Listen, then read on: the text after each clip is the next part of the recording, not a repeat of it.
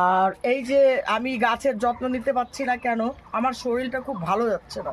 এই যে মনে করো ওয়েদার চেঞ্জ হচ্ছে, আর ঠান্ডা যাচ্ছে আবার গরম আসতেছে, ঠান্ডা যাচ্ছে আবার গরম আসতেছে।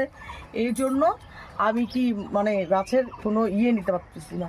আর একটু বৃষ্টি হবে, রোজ রোজ তো জল টল দেই, সব কিছুই দেই, কিন্তু একটু বৃষ্টি হলে গাছটা আবার একটু ভরপুর সবুজ হয়ে যাবে। আর এই দেখো, তোমরা আশীর্বাদ করো আমার গাছে আমার গাছে এই যে লাল পাতাটা 3টা গাছ হয়েছিল, 3 গাছের মধ্যে ছোট গাছ বড় গাছটা আছে, আর একটা গাছ মেয়ে নিয়ে যায় ব্যালকনিতে রেখেছে, ওইটা বলে নাকি নিচে গাড়বে, তা গাড়ুক। হ্যাঁ, দেখো আমার লাল গাছটা। আর গেল বছর আমের মুকুল ধরেছিল, আমের মুকুলটা এমনই এই টাইমে ঝড় বাতাস হয়ে সব মুকুলটা পড়ে গেছিলো, একটাও আম আটকায়নি। আর এইবার ঠাকুরের কৃপায় আমের মুকুলটা আটকে আছে, কিন্তু আশীর্বাদ করো যেন আম হয়।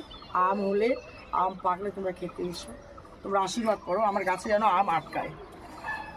আর আমি তার জন্য গেল বছরে যে আমের মুকুলটা পড়ে গেছে, তার জন্য আমি সব কিছু ছেটে দিয়েছিলাম, আর এই জন্য মুকুলটা হয়তো এবার আটকে আসছে। ঠাকুরের কৃপায় হাওয়াও নাই, তো কী আর বলবো। এখন আমি শুধু আম ধরার অপেক্ষাই করছি, কবে আম ধরবে। দেখো ভালো লাগছে তো, ভালো লাগছে তো। তোমরা খালি আশীর্বাদ করো আমার গাছে যেন আম ধরে, আমার সাথে থেকে, আমার পাশে থেকে।